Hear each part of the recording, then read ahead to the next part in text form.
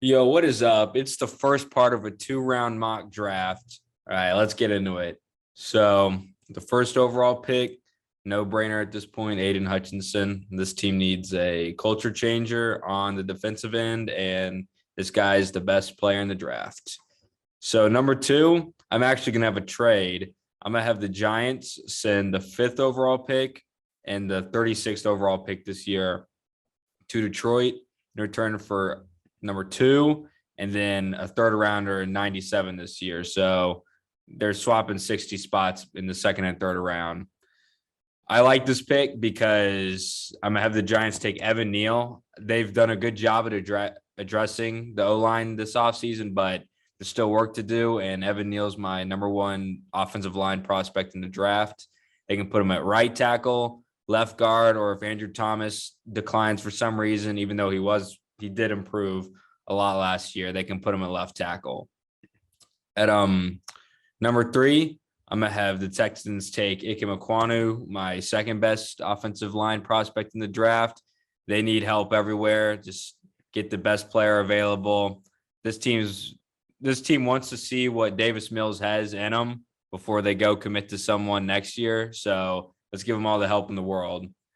At number four, I'm gonna have the Jets take Ahmad Gardner. I think this guy is from this what it sounds like this guy's like a top five pick. Everyone seems to love this guy. He never got scored on in college. He said he does not plan on getting scored on in the pros. That's the mindset you want. This dude has done nothing but back up his talk. And number four, it makes sense. At five, I'm gonna have the Lions take Kayvon Thibodeau. Too much talent at this point. I I think the deal or the talk about him not loving football is probably overblown at this point. You watch this guy on tape. This guy's a baller.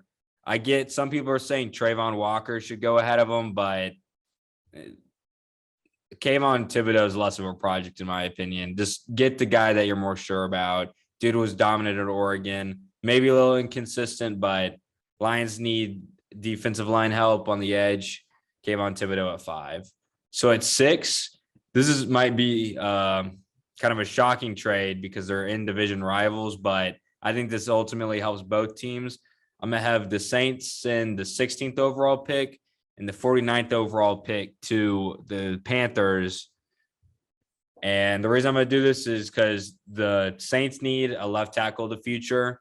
I would not bank on Charles Cross getting the 16, and the Panthers can get a second day two pick from the Saints. So they get a pick back to rectify the Sam Darnold trade. At seven, I'm going to have the Giants take Derek Stingley. I think this dude put himself back in the top 10 based off his pro day. This dude was always good. I just think between injuries and maybe a little bit of a dip in play, he kind of fell, but I think the talent's there. You watch this guy his rookie year. This dude was shut down. This dude was probably the stickiest corner in the draft. I still think the talent's there. Giants should not pass up on Derek Stingley at seven. So at eight, I'm going to have the Falcons take Drake London. I had him do this last time. This guy's my number one receiver in the draft. I think he's the one that's going to be the number one receiver, most likely. I just love this dude's skill set because he's a jump ball body archetype, but I think he's got the shiftiness of a slot receiver. I really don't think that this guy has that many holes to his game outside of maybe speed, but I like this dude's footwork. This dude was lightning quick with his feet. Jump ball, smart, knew when to sit in zones. This is the most quarterback friendly receiver in the draft. He's my number one receiver. Nine, first quarterback. The Seahawks are going to take Malik Willis. Drew Lock. I mean, they wanted Drew Lock in the trade, but Malik Willis has got all the tools. And I still think if this team holds on to its weapons, I don't think that this is a bad team. I mean, you got Noah Fant, Gerald Everett, DK Lockett, and then you brought back Rashad Penny, who was the best running back down the stretch of last year. Thanks, because I had him on my fantasy team. But yeah, I think this is a good situation. The O-line is not going to be good, but Malik Willis is used to that. I saw him play at North Texas, and man, this guy was getting whacked. I mean, his O-line did not protect him. So like Russ, he should be used to that. At 10, I'm gonna have the Jets take George Karlaftis to address the edge now. They took care of the back end with Gardner at 4, but I feel like Gardner or Karlaftis, a lot of people are really high on him, and others are not, but I feel like this dude was just a mauler at Purdue. This dude was the defense, super powerful, good pass rush moves. I think this guy's got a safe floor. Take him at 10. Don't risk the pick. It's a good player. So at 11, I know the Commanders want receivers, but I think they can get some picks back from the Carson Wentz deal in another trade. So I'm going to have the Green Bay Packers send the 22nd overall pick and the 53rd overall pick to the Commanders at 11. And with this pick, I'm going to have the Packers take Garrett Wilson. Aaron Rodgers' favorite target is a guy. He likes his possession guys. He likes the guy that he can target double-digit times a game, and I feel like Garrett Wilson's that guy. Good route runner, knows where to find the zones, the open spots and zones, quick, shifty after the catch. I think that Green Bay arguably is like the worst receiver core right now. So get Aaron Rodgers his guy, a guy he can develop a connection with, a guy who will routinely target. That's Garrett Wilson at 11. At 12, I think that this might be a shocking pick, but I'm going to have the Vikings take Trayvon Walker. They have Dalvin Tomlinson. They signed Zadarius Smith.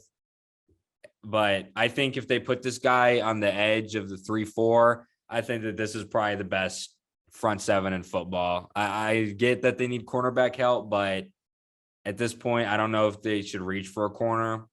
And Trayvon Walker, he's going to have help in this D line and this front seven. So get a guy that has super upside, maybe the highest upside guy in the draft.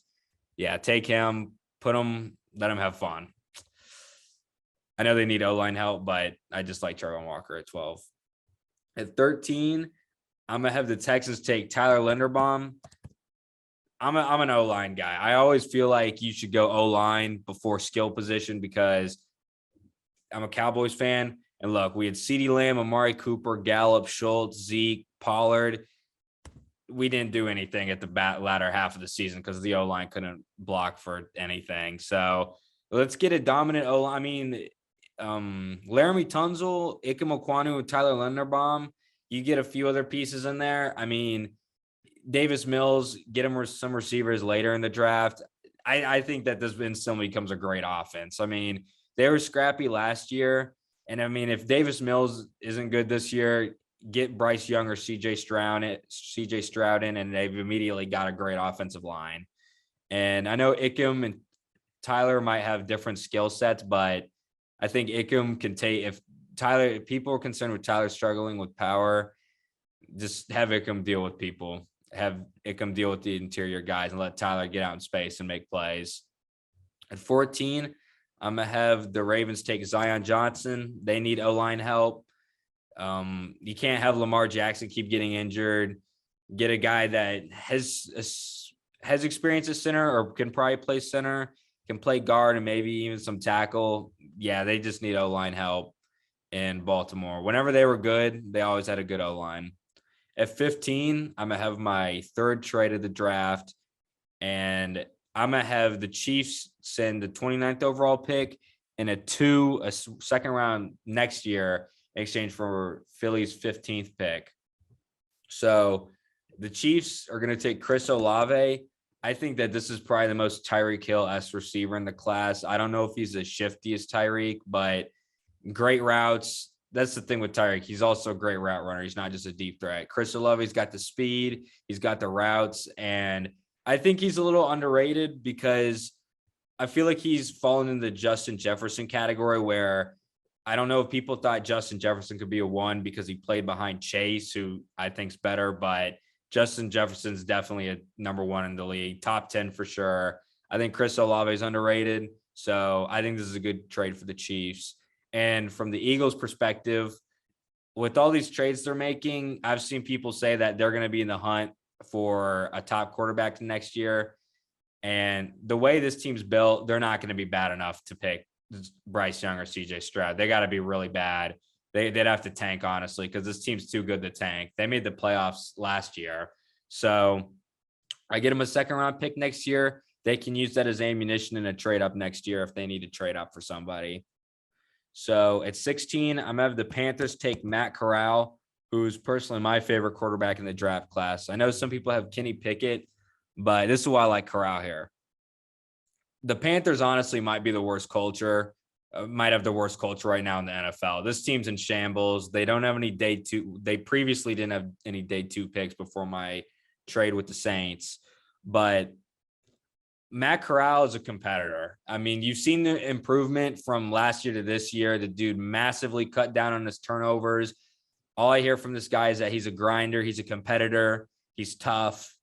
And this team needs someone that's tough. It's just straight up. They need someone that can I don't want to say get control of the locker room, but guys can rally around. Someone that's going to get some joy in there, competitive. I think it makes too much sense. And this dude's also got a cannon of an arm. I get he's small, but I don't know. I just love Matt Corral. And So at 17, I'm going to have the Chargers take Kenyon Green. They need help still on the right side of the O-line at tackle or guard. They didn't get to the playoffs because Max Crosby ate their lunch. They cut Brian Bulaga. Get a guy that's plug and play. I mean, you've built something great. Don't ruin it like the Cowboys did with the O-line suffering. Don't have an bad O-line. I know some people might want receiver here, but I think they're good at receiver. They can get a third receiver on day 2 or later. At 18, I'm going to have in preparation for Bryce Young, I'm just kidding, but Jameson Williams at 18 of the Eagles. They finally get their deep threat. Jalen Reagor didn't work out. This guy's the deep threat of the class. They already have a good O-line. So, I mean, if you can give the quarterback time to throw and let Jameson Williams make his magic or work his magic, I mean, he's probably he's the scariest weapon in the draft this year. If you can give him time to run his routes and give the quarterback time to throw. So at 19, I'm going to have the Saints take Kyle Hamilton, who slipped. I think he might slip. I wonder if some people have fallen off. Maybe not. Maybe it's just smoke screens. But the Saints lost Malcolm Jenkins. They brought in Marcus May, but then they lost Marcus Williams. I think the Saints love to have good defense. They got a great defensive coordinator, know what to do with Kyle Hamilton. I think this guy's too talented to slip to day 2 or, any later. I think some of his issues might be overblown. I mean, he did get injured, so maybe he's not at full strength when he's running these.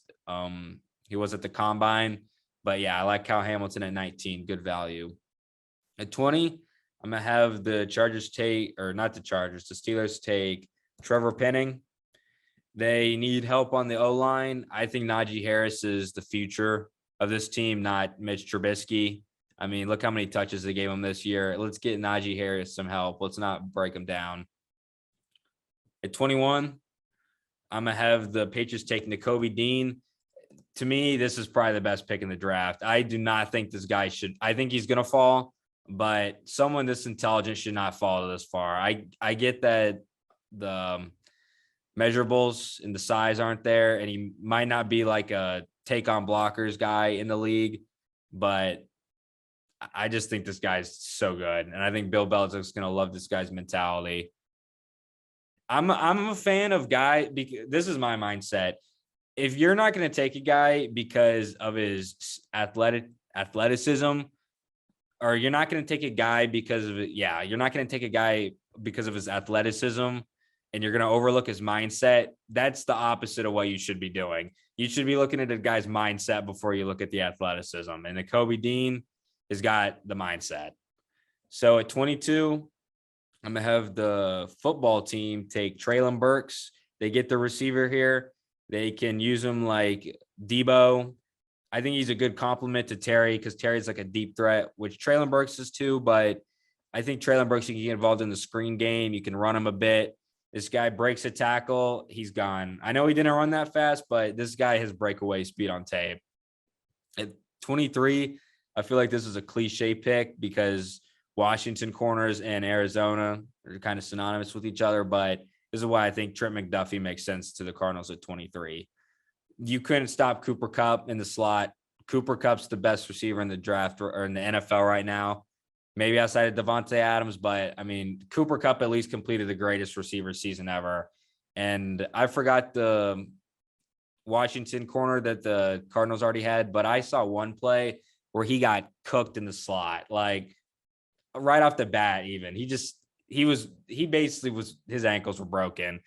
Trent McDuffie is probably one of the safest picks in the draft. This dude was shut down at Washington, super smart, also will play in the run game. You need to get someone that can match up with Cooper Kupp in the division. You play him twice a year. 23, Trent McDuffie to the Cardinals. I don't know if he's going to fall this far, and maybe it's because I'm a Cowboys fan, but 24, the Cowboys are going to take Jordan Davis, and this is a pick that needed to be made ages ago.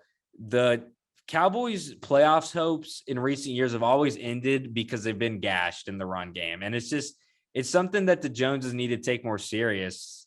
That, I mean, Neville Gallimore, Osa Odighizuwa, they haven't gotten it done. I think Osa's honestly probably like a rotational guy. I know he was really good at the beginning of the year, but he's probably more of a rotational guy where you bring him in on passing downs when you know that they're going to throw.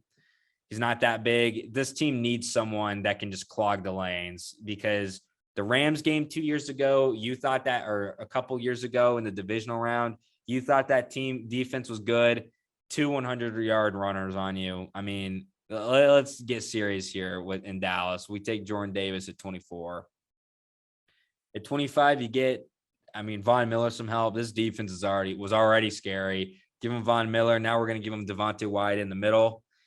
I don't know if he's the best run stuffer, but this guy was, some people think he's better than Jordan Davis. I think it's good value here. I don't know if he'd fall this far either. Just get another guy that will help the young O-line in Buffalo. Probably put him over the top. I mean, at this point, this team's already scary, but if the Bills don't win it this year, I mean, I don't know what else to say, especially considering how many good players they added in free agency. At 26, I know some people that have the Titans going a quarterback, but I'm going to have them go Sky Moore. This dude's been skyrocketing off boards since the offseason. They got Robert Woods, and I don't know, Sky Moore might be kind of a redundancy between him and AJ Brown, but I want to take a quarterback here, and I don't know if there's any other good value that they necessarily need, because the front seven was good last year. So get Sky Moore. Let's see if Tannehill's the guy. Let's get him help, even more help. I've seen some people say that this dude is probably like a top 3 receiver in the class. I don't know about that, but at 26, Sky Moore is a good value pick. At 27, I'm gonna have the Bucks take Kaiir Elam. They signed Keanu Neal, and they're gonna put him back at safety. He wasn't very good with the Cowboys, but at safety he might be better. They brought in Logan Ryan, which is a good pickup, and so let's round out the secondary with Kaiir Elam. I think this dude's a little underrated, a little up and down at Florida, but I think this guy's got the tools, and I turned on the tape occasionally when this dude looks shut down. He might drop a bit. I've seen in some mock drafts, but I like Kaiir Elam at 27. This team still needs help in the secondary, so it makes sense. At 28, I'm going to have the Packers address the whole field with Zadarius Smith leaving, and I'm going to take Boye Mafe. It's a good scheme fit, and he can develop behind Rashawn Gary and Preston Smith. It's good they brought Preston Smith back. Let's just get more juice. I feel like this team kind of didn't have juice in that final drive against that 49ers offensive drive in the divisional round. Looked a little tired out there. This on the offense, to be honest, but let's get him some juice with Boye Mafe. This dude's one of the most explosive edge rushers in the draft, and there's not going to be pressure day one for him to produce. So it's a good value pick. At 29, the Eagles are finally going to take their first round linebacker in Devin Lloyd. Great value pick. This guy is probably going to go earlier, to be honest, but I didn't really know where to put him. Take Devin Lloyd, Eagles. Come on. I mean, I'm an Eagles fan. It's good value. This team's defense was decent last year. I mean, they just need to get talent because, like I said, I think they're going to go after Jordan Love or somebody. Need help at linebacker, need help in the back seven or whatever. Devin Lloyd's a good pick. At 30, this guy might not drop this much either, but I'm going to have the Chiefs go Jermaine Johnson. Outside of Frank Clark and Chris Jones, this team needs help on the defense front seven. I think this guy can play linebacker or edge. He's going to have talent with him. Good value pick. This team needs help defensively. Jermaine Johnson makes sense at 30. At 31, some people might have this a reach, but I wouldn't be surprised if this is one of the best cornerbacks in the draft. Roger McCreary. This dude was a beast at Auburn this year. Probably the greatest battle between a receiver and a corner this year was him and John Mechie. John Mechie got him at the end, but this dude, you watched him. I mean, he looked like he was sunning John Mechie for most of the game. And I know they paid Eli Apple $4 million, but I mean, come on, Bengals, what are you doing there? I mean, Roger McCreary is going to beat out Eli Apple. He's probably going to come in and be their best corner right away. I think this guy should go earlier, but yeah, I love this pick at 31.